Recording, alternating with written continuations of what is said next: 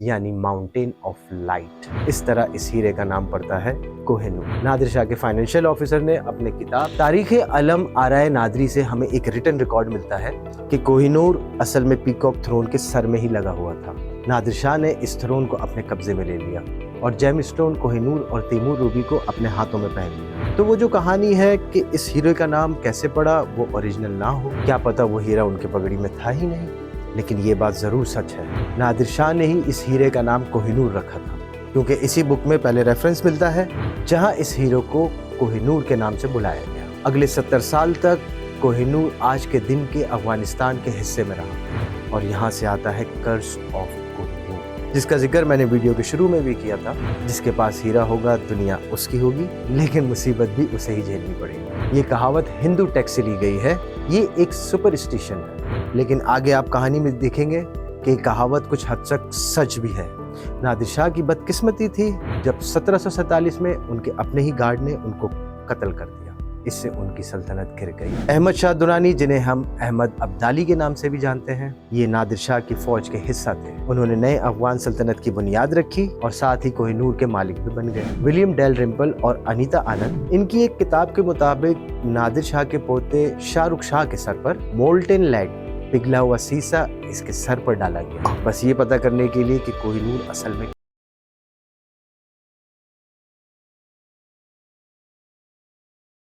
अहमद शाह के बेटे तैमूर ने तो सल्तनत को बहुत अच्छी तरह से संभाला, मगर बाद में अहमद शाह के पोते एक दूसरे से लड़ते हैं तख्त के लिए। तैमूर का बेटा जो तीसरा रूलर था इस सल्तनत का, ज़मान शाह दुरानी, उसे गर्म सुइयों से अंधा कर दिया गया था। और उनके भाई जो सल्तनत के 5वें रूलर थे, शुजा शाह दुरानी, और उनकी बीवी वफा बेगम, उन्होंने कहा था अगर एक ताकतवर आदमी 4 पत्थरों को 4 डायरेक्शन में फेंके, नॉर्थ, साउथ, ईस्ट और वेस्ट में, और 5वें पत्थर को ऊपर हवा में फेंके, इन 5 पत्थर के बीच में जो जगह है अगर उसे गोल्ड से भर दिया जाए तब भी उस सोने की कीमत कोहिनूर के बराबर नहीं हो सकती। शुजा शाह कोहिनूर को अपने ब्रेसलेट में पहनते थे और साल 1809 में उन्हें सल्तनत से हटा दिया गया। वो हीरे को लेकर लाहौर भाग गए थे। वहाँ शहर लाहौर में उन्होंने महाराजा रंजीत सिंह के पास पनाह दी। रंजीत सिंह फाउंडर थे सिख अंपायर के। रंजीत सिंह ने उन्हें पनाह दी और बदले में कोहिनूर की डिमांड की, और इस तरह 1813 में कोहिनूर चला गया सिख अंपायर के पास। रंजीत सिंह के लिए भी कोहिनूर की सिंबॉलिक इंपॉर्टेंस थी।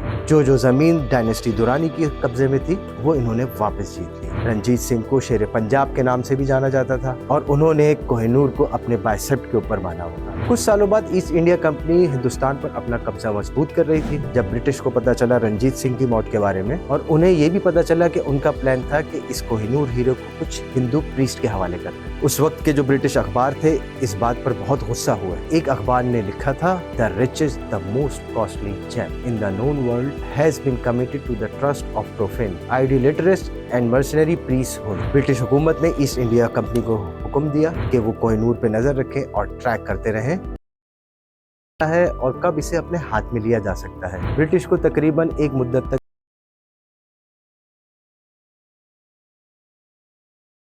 1843 तक आते आते सिर्फ 2 लोग बचे थे, एक रंजीत सिंह की बीवी रानी जिंदन और एक 5 साल का बच्चा प्रिंस दुलीप सिंह। जब 1849 में एंग्लो सिख वॉर खत्म हुई तब ईस्ट इंडिया कंपनी ने पंजाब की हुकूमत का रूल खत्म कर दिया। उस वक्त तक दुलीप सिंह 10 साल का हो गया था। EIC ने उससे एक ट्रीटी ऑफ लाहौर साइन करवाया। इस ट्रीटी के तहत ये फैसला हुआ था कि कोहिनूर ईस्ट इंडिया के हवाले कर दिया जाए। पंजाब वो आखिरी रियासत थी जिसे ब्रिटिशर्स ने अभी तक फतह नहीं किया। इस जंग जीतने के बाद ईस्ट इंडिया कंपनी ने उनसे एक ट्रीटी ऑफ लाहौर साइन करवाई। वो चाह रही थी कि सिख सल्तनत के नामो निशान भी ना रहे। इसी वजह से उन्होंने जिंदन को कैद कर लिया और दूसरा इकलौता मेंबर जो था फैमिली का, उसे जहाज में बैठाकर लंदन भेज दिया गया और उसे क्रिश्चियनिटी में कन्वर्ट करवा दिया गया। इसी चीज की बात मैंने वीडियो के शुरू में की। दलीप सिंह जब 15 साल का था उसे 1854 में लंदन भेजा गया। जुलाई 1854 में जब दलीप सिंह का पोर्ट्रेट बकिंगम पैलेस में बन रहा था, क्वीन विक्टोरिया ने उसे एक मौका दिया कि वो कोहिनूर को दोबारा देखे। उसे इसने अपने हाथ में पकड़ा और कहा,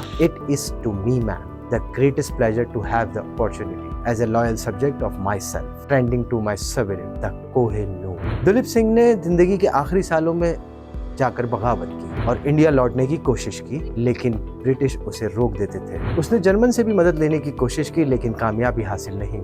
ये भी कहते हैं कि 55 साल की उम्र में दलीप सिंह की मौत पेरिस में बहुत अफसोसनाक हुई। जब उसकी लिविंग कंडीशन काफ़ी ख़राब हो गई थी और वो गुर्बत की ज़िंदगी जी रहा था।